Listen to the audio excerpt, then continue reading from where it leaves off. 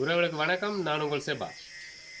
இன்றைக்கு நாங்கள் பார்க்க போகிறது ஒரு பில்டிங் கன்ஸ்ட்ரக்ஷன் தொடர்பான ஒரு சின்ன பயிர் ஒன்று உங்களோட பயிர்ந்து கொள்ள நான் விரும்புகிறேன்.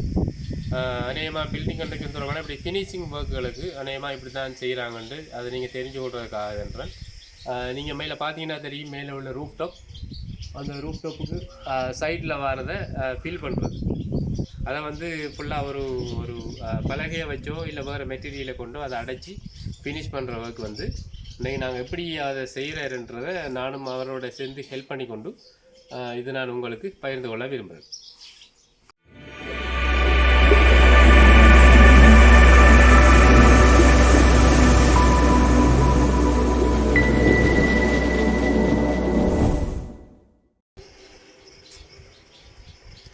நேற்றைய தினம் ஈவினிங் இந்த ஸ்கஃபோல்டிங் செட்டை நாங்கள் செட் பண்ணியிருந்தோம். இது நாங்கள் செட் பண்ணிவிட்டு இதுக்கு மேலே அந்த ரூஃபுக்கு ஏறி நின்று வேலை செய்யணும். இப்போ அவர் வேலை செய்கிறத நான் ஃபுல்லாக காட்ட இல்லாத என்னென்னு சொன்னால், இங்கே உள்ள சேஃப்டி எக்யூப்மெண்ட்ஸ் அதுகளெல்லாம் ஒன்றும் யூஸ் பண்ணல. ஏன்னா இவர் தன் பர்சனல் ஒர்க்காக எடுத்து செய்கிறேன். அப்போ இப்படியான வேலைகள் இருக்கும், மற்றது இப்படியான சேஃப்டி எக்யூப்மெண்ட்ஸ் இல்லாமல் வேலை செய்ய வேண்டிய சந்தர்ப்பங்கள் கூட இருக்கலாமன்றதுக்காக உங்களுக்கு நான் இதை தெரியப்படுத்துகிறேன். நீங்கள் கட்டாயம் சேஃப்டி டூல்ஸுகளை ஃபாலோ பண்ணி கட்டாயம் நீங்கள் வேலை செய்யணும். ஏன்னா எங்களுக்கு சேஃப்டி முக்கியம். இப்போ நான் இது எப்படி இவர் ஃபிட் பண்ணுறாரு, இந்த மெட்டீரியலை வச்சு தான் இவர் இதை ஃபிட் பண்ணுறார். இந்த மெட்டீரியலால் தான் நாங்கள் இதை அடைக்க போகிறோம், மேலுக்கு பயன்படுத்தி. இதை இது பாருங்கள், இப்போ எவ்வளோ உயரம் உண்டு, எவ்வளோ ஹைட்டில் இருக்குது. மற்றது அதில் இது ஒன்று ஃபிட் பண்ண இருக்குது. அதுக்கு முன்னம் வேறு ஒரு ஸ்டீல் உண்டு, அது நான் காட்டுறேன் எப்படி என்று. இப்போ நான் ஸ்கஃபோல்டிங்க்கு மேலே வந்துட்டேன். இதுதான் இந்த ரூஃபுண்ட அவுட் சைட். இதை பார்த்தீங்கன்னா தெரியும், அந்த பில்டிங்லேயும் ரூஃபுண்ட அவுட் சைட் வந்து அது பழையால் ஃபில் பண்ணியிருக்கிறேன். அப்புறம் காட்டுறேன். இந்த இப்படி தான் இந்த ரூஃப் டாப் வந்து வழியில் இது பூட்டை வச்சு அடைச்சிருக்கிறாங்க, பலகை பயன்படுத்தி. அங்கே பயன்படுத்தி இதுக்கு பெயிண்ட் வேறு பண்ணணும். அது பிளாஸ்டிக், இது வந்து பலகை. பிளாஸ்டிக்னால் பெயிண்ட் பண்ண வேண்டிய அவசியமும் இல்லை. இது வந்து எல்லாம் ஃபில் பண்ணுறதுக்கு முதல் நான் ஒரு வேலை செய்து கொண்டிருக்கிறேன். கட் பண்ணுறேன். இப்படி ஒரு இந்த பேனல், இந்த இதை வச்சு இதை போலோட ஃபிட் பண்ணுறாங்க. ஃபிட் பண்ணி முடிய அடுத்தது இந்த பேனலை இந்த சைடில் வச்சு ஃபிட் பண்ணுறார், ஸ்க்ரூ பண்ணியிருக்கிறார். அதுபோக அதுக்கு பிறகு இது இந்த அகல பேனலை எப்படி கட் பண்ணி இதுக்கு இந்த சைஸுக்கு கட் பண்ணி போட்டு அதை இதோட ஜாயின் பண்ணுறார்.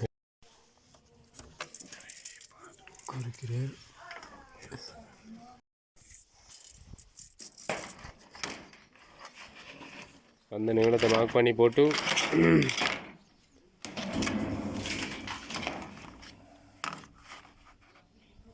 கட் பண்ண வேண்டியதான்.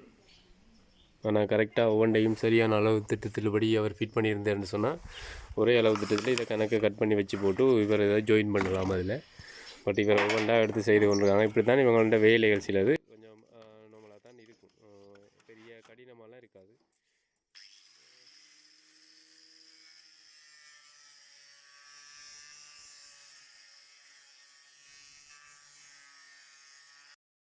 நான் சொன்ன மாதிரி தான் அதையே வச்சு மார்க் பண்ணுறேன். மார்க் பண்ணிவிட்டு அப்படியே ஒவ்வொரு துண்டாக கட் பண்ணி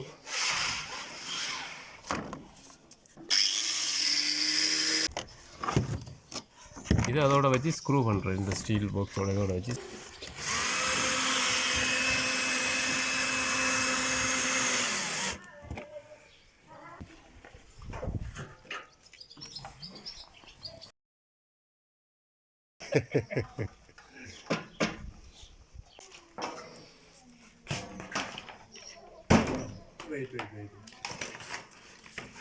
Okay. Okay, gata. பில்டிங் கண்ட்ராக்டில் நான் இவங்க பாவிக்கிற இந்த பிளாக்கள் வந்து வெயிட் குறைஞ்சது. இதை வெயிட்லெஸ் ஒன்று சொல்லுவாங்க இந்த பிளாக்ஸ். இந்த பிளாக்ஸ் இவ்வளோ நீளமாக தான் இருக்குது. இது 60 சென்டிமீட்டர்.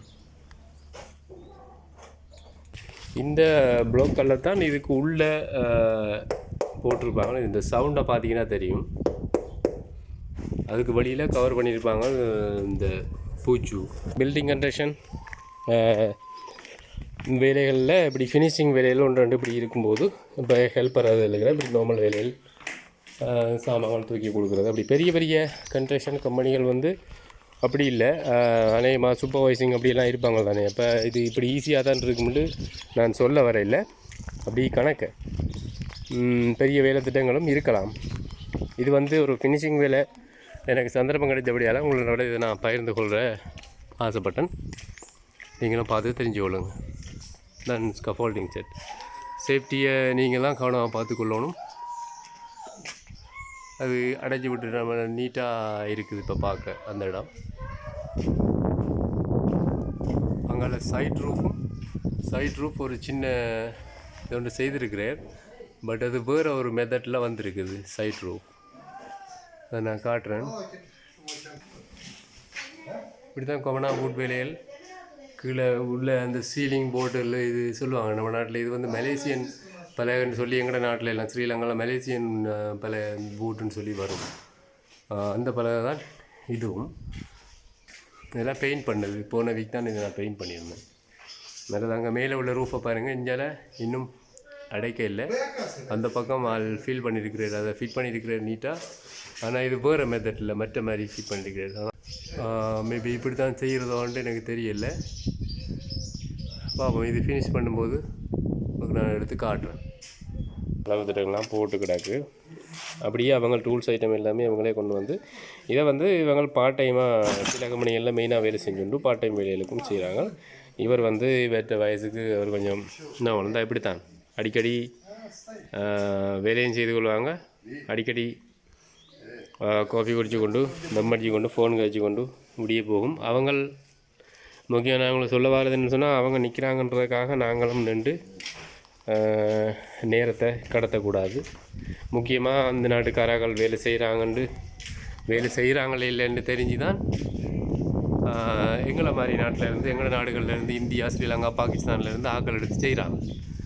பட் அப்படி இருக்கும்போது நாங்களும் இங்கே வந்து அவங்களோட சேர்ந்து இருந்து தம் அடித்து கொண்டு நேரத்தை கடத்தி கொண்டு இருந்தோம்னு சொன்னால் பிறகு காலப்போக்கில் எங்களோட நாடுகளில் இருந்து ஆக்களை எடுக்கிறதுக்கு விரும்ப மாட்டாங்க. அப்போ இது நான் உங்களுக்கு ஏற்கனவே சொல்லணும்னு நினச்சேன். அநேகமான வேலைகள் கூட பில்டிங் கன்ஸ்ட்ரக்ஷனில் அப்படி நடக்கிறது என்ன கொஞ்சம் கஷ்டம் தானே. பட் இது அந்தளவுக்கு எனக்கு அப்படி தெரியலை, பெரிய அளவுக்கு கஷ்டம் இல்லை. ஏன்னா சீமெண்ட் எங்கள் நாட்டில்னா நாங்கள் கான்க்ரீட்டுக்கு ஷவல் அடிக்கிறோன்னு சொன்னாலே உடம்புக்கு பயங்கர டயர்டாக தான் இருக்கும். எனக்கு அனுபவம் இருக்குது. எங்களோட சொந்த வேலைகள் செய்யும்போது நாங்களே இப்போ செய்து பார்த்துருக்குறோம். அப்போ அந்த ரீதியில் இஞ்சி அப்படியான இதுகள் எல்லாம் இருக்காது. மெஷினரி வேலைகள் கூட மெஷின் பயன்படுத்துவாங்க, கான்க்ரீட் குலைக்கிற மெஷின். மற்றபடி மணல் கல்லள்ளி போடுற வேலைகள் அதெல்லாம் ஒன்று தான். மற்ற இப்படி எங்கள் நாட்டில் மாதிரி அந்த கேர்லெஸ்ஸாக இருந்து இப்படியான வேலைகள் செய்வாங்க. அந்த பாருங்கள், இதில் கல்லுகள் அடுக்கி போட்டு தான் இதுக்கு சப்போர்ட் பண்ணி மேலே ஸ்கஃபோல்டிங் கொடுத்துருக்காங்க. ஆனால் இதுக்கும் இஞ்சாலையும் இன்னும் ஏதாவது ஒரு சப்போர்ட் ஒன்றும் கொடுக்கல. அப்போ இப்போ சப்போர்ட் இல்லாட்டி என்ன நடக்கும்? இந்த கல் சாஞ்சிதுன்னு சொன்னால் ஸ்கஃபோல்டிங் கீழே விடும். இதை நாங்கள் சொல்லி அதை ஒன்று செய்யணும். அப்படியான இடங்களுக்கு நீங்கள் வேலை செய்கிறத தவிர்த்து கொள்ளணும். நீங்கள் சொல்லி கேட்கலன்னு சொன்னால் அப்போ நீங்கள் போய் மேலே ரெண்டு வேலை செய்யுங்க, நாங்கள் கீழே நிற்கிறோன்னு சொல்லிட்டு நிற்கலாம். நாங்கள் சொன்னால் அவங்க செய்வாங்க, பிரச்சனை இல்லை. நாங்கள் தெளிவுபடுத்தணும் எங்களுக்கு விளங்குறத. பட் எனக்கு இப்படியான இதுகளை இதை விட கூட ரிஸ்க்கான வேலையில் எங்களோட நாடுகளையும் செய்திருக்கிறோம் தானே. அப்போ அதனால் இது பெரிய அளவு பாதிப்பாக தெரியல.